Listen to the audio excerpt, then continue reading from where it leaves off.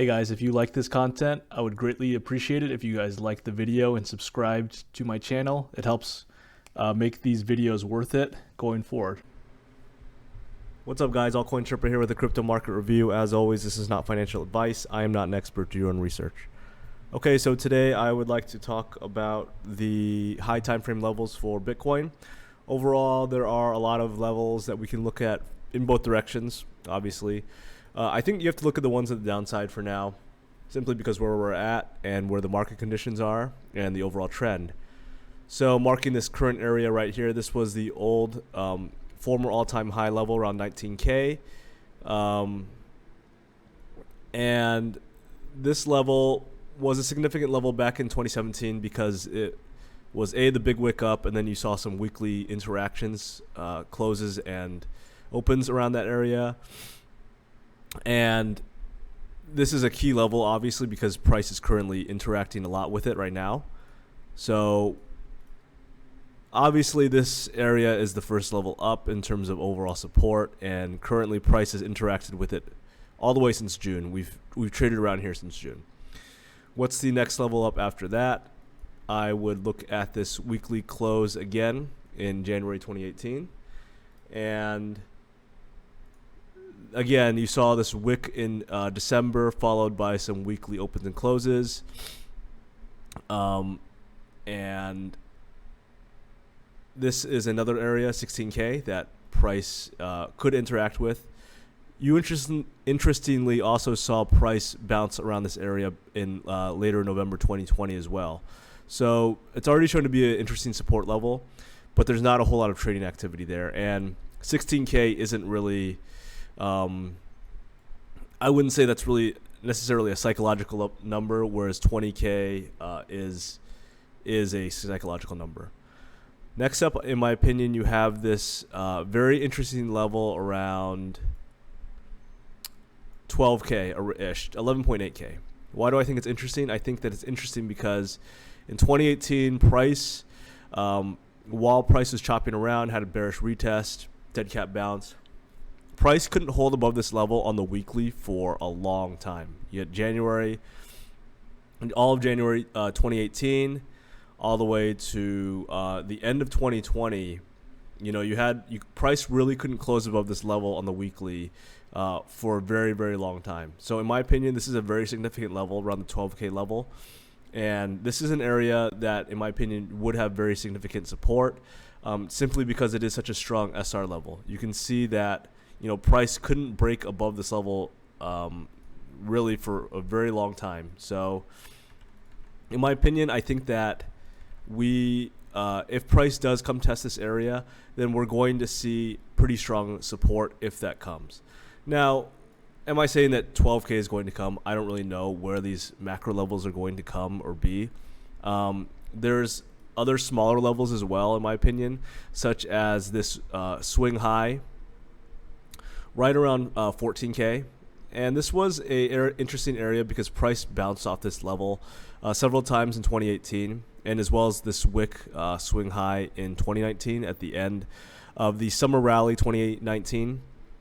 So 14K could certainly provide to be an interesting level of support, and these are my levels overall.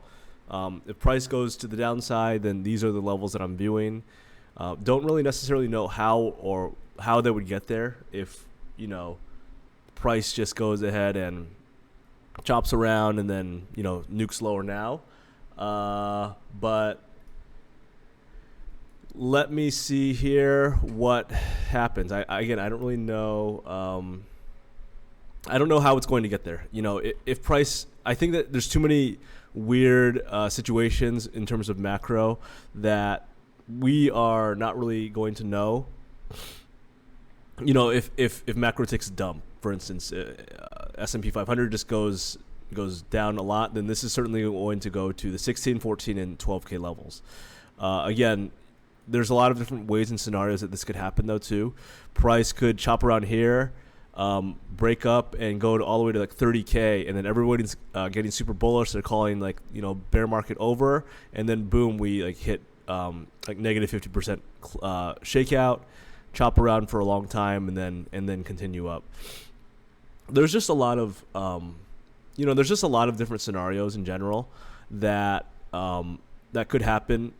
I don't really know how it's going to happen or how it'll get there, but I do believe that these swing lows around 17K are going to get taken out, and I do feel pretty confident that 16K will come at a minimum. The reason is just that there's so much liquidity down below. I would guess that right around this kind of 16K area should be an interesting first test up. So I think that area will come, just because I do believe that, as I said, there's a lot of liquidity. People think that these lows will hold overall, and yeah, I feel pretty confident that that's eventually going to come. But again, I don't know how it's going to get there or what, but I do feel comfortable saying that 16K will eventually come. Now, again, as I said, price could certainly go higher before that time, though. Price could chop up here, could go up to like 25K and break down. It could break even higher to 30K, then break down even higher. I honestly have no idea, but those are some high time frame levels to the downside overall, and some ones that I'm looking at. Okay, so let's look at some overall high time frame levels to the upside and how price could possibly get there. Again, the overall market is still very bullish or bearish, so I don't think that you can really necessarily call this bullish at all, or even that price is going to get to these levels. This certainly would be like the next big consolidation area up. And you can see this area too. This acted as support back in January 2021, acted as support all throughout 2021 in the summer, and then it acted as temporary. It wasn't even really support. It just consolidated there around June 2022, and then it nukes lower. This area is an area that will get tapped eventually. I just don't know what it's going to look like again. It would make a lot of sense to me to see this as a bearish retest. Price chops around and then comes back up to 30K and then like potentially new lows. Don't really know how it's going to look that way, but price is consolidated here for a long time. And this is an area that, you can check out overall for the upside. I think it's much too early to call for these higher levels. If it does break 30K, then I guess we can play it level to level. After that, it would be interesting for me. I think that the next area up would be around 35K, as well as this kind of low 40K area. You can see that the 40K area has some support back in 2021, and it was also this swing high back here, and also it was near the range high back in the consolidation period in 2021. So the thing is that this type of price action gets very choppy. Right here, you can clearly see in February 2022, this has a lot of choppy price action, and the overall levels are not so clear to me.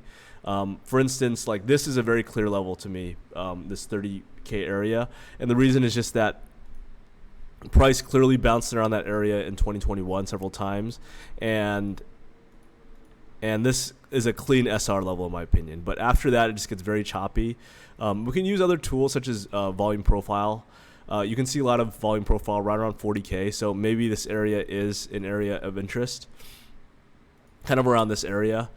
But if you're generally speaking, you don't really have to consider these higher areas, because just because there's so much price action to chop through, and it's going to take a lot of work for price to get to this area, and it's going to take a lot of time and a lot of money, in my opinion. So I don't really think that you don't really need to think about these higher macro levels on a macro sense, just because there's too much uncertainty and there's really no need.